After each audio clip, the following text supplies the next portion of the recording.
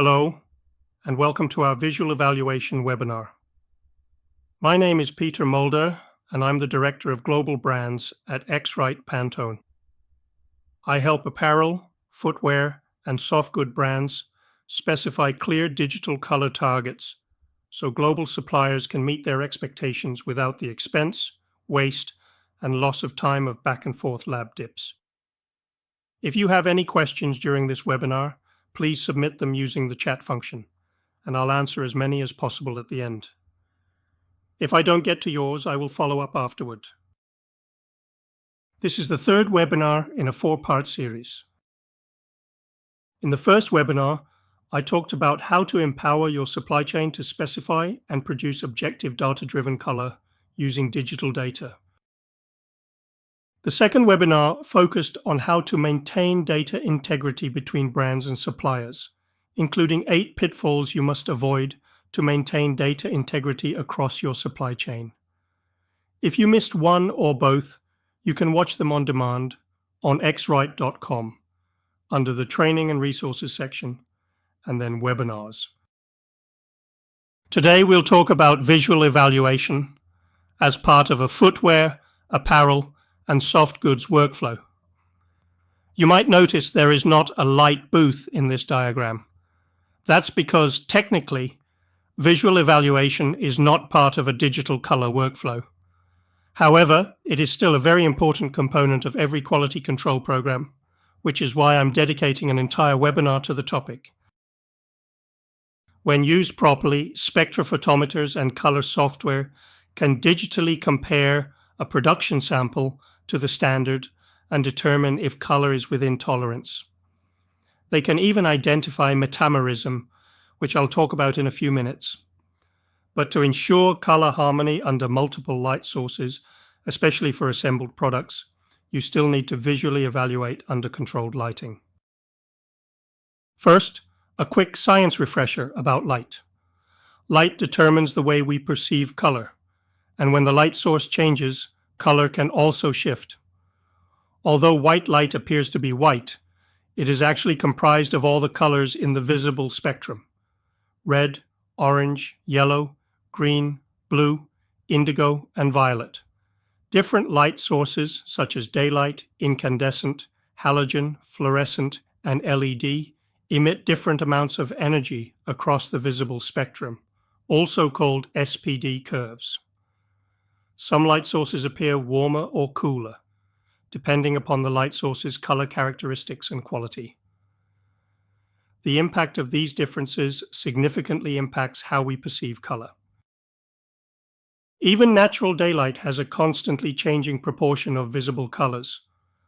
For instance, natural daylight's intensity of red light compared with blue light changes dramatically depending on the time of day, the weather, the season, the altitude, and even the air quality. The light from a morning sunrise on a clear day is weighted with yellow and red wavelengths, but the curve shifts more strongly to the blue side of the spectrum by noon. Daylight in São Paulo is markedly different than it is in Shanghai at the same time of day, even if the weather conditions are identical in both cities. I mentioned metamerism. This is a phenomenon that occurs when 2 color samples match under one light source, such as daylight, but look different under another. In this example, you can see the 2 swatches are a much closer match under incandescent light than they are when the source changes to TL84. Whenever you are using visual evaluation, it is important to minimize metamerism by evaluating your samples in a light booth under multiple lighting conditions. Controlling metamerism is crucial to ensure products match in the retail environment, as well as in the environment that a product is used, such as outdoors or in the home. That's as technical as I'll go into the science of light in today's webinar, but if you'd like to learn more, I recommend our Color Lab educational video. To watch it, go to xrite.com, the Training and Resources section, and then Videos. You will find this video along with a full library of educational resources. Okay, Now let's talk about when visual evaluation should be used in a footwear, apparel, and soft goods workflow. During the design phase, brands and designers need to consider how the finished product will look at the point of purchase under store lighting, as well as in the use case environment: daylight, store light, home light, and more. Visually evaluating design samples can identify issues after you specify materials, but before you send the design to production. Throughout manufacturing, quality control professionals must assess production samples under controlled lighting to ensure color compliance. In fact, suppliers should visually approve color and check for defects at every checkpoint where approvals are necessary.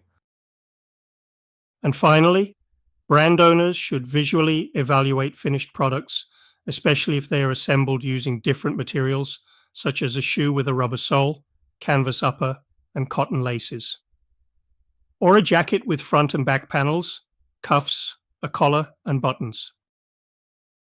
All garments in a product line must match in store, and the color of all sewn pieces must continue to match whether the consumer is at home, at the market, or outside. Without proper attention to lighting conditions, a product might pass quality control inspections under one light source, but not another.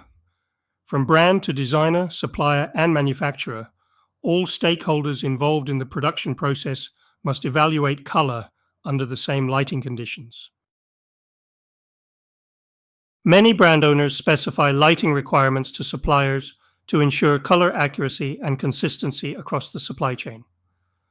The most reliable way to do this is to create and share a color manual, along with standard operating procedures.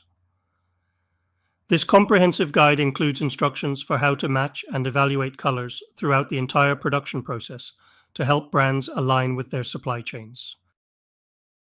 With a color manual, suppliers can confidently measure and assess color under comparable conditions, and brands have the peace of mind that all suppliers are following the same operating procedures. Here is a sample table of contents for a footwear and apparel brand color manual.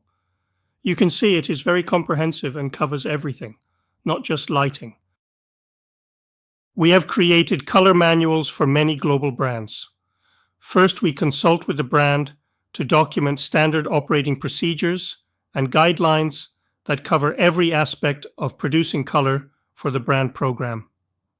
This document can specify light booths and spectrophotometers, detail when and how to calibrate and service equipment, and define the maximum tolerance and illuminance to use, among other things.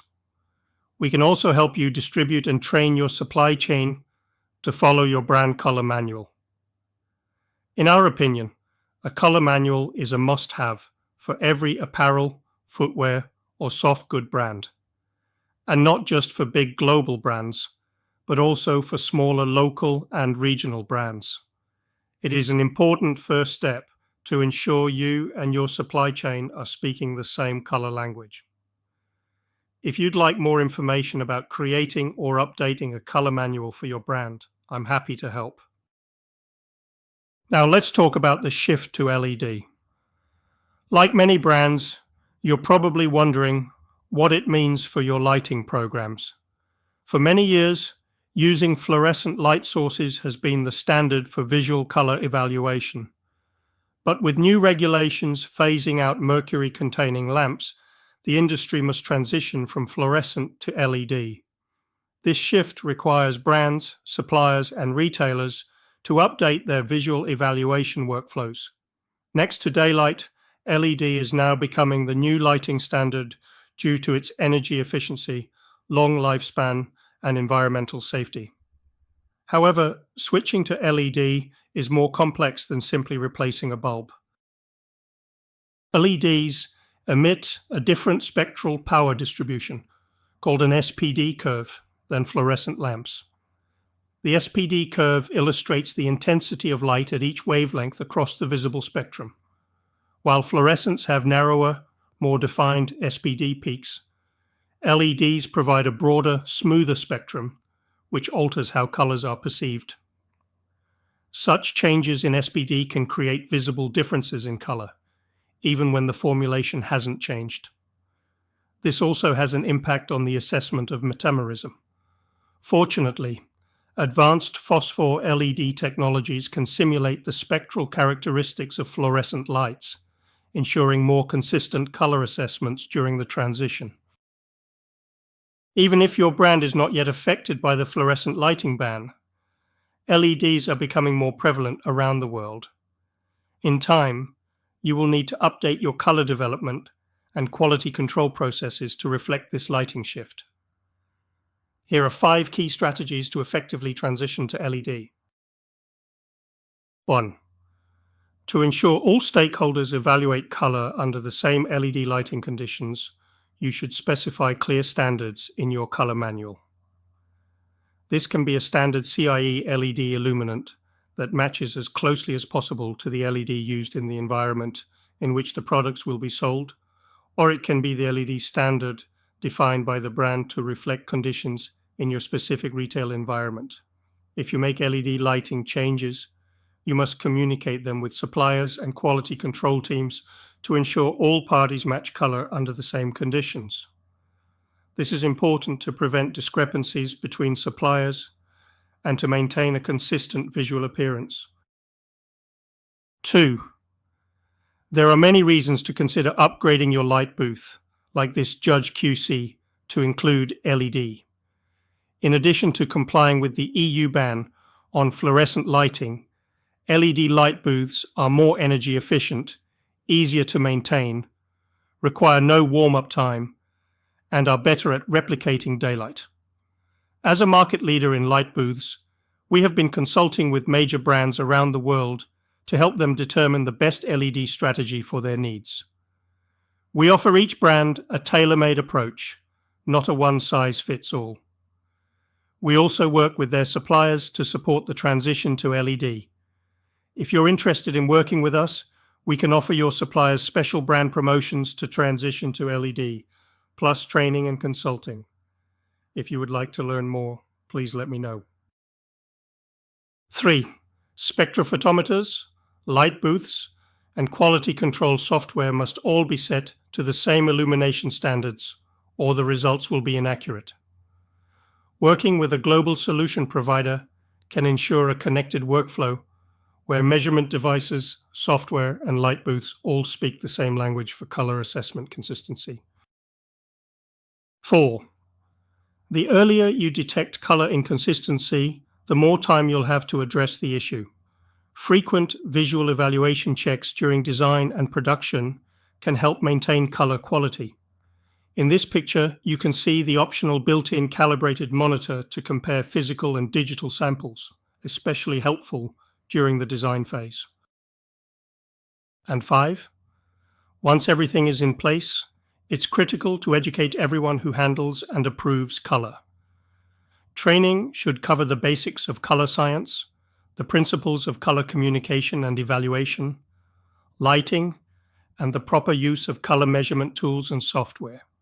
For those who are visually evaluating color, you should test their color vision using the Farnsworth-Munsell 100 hue test.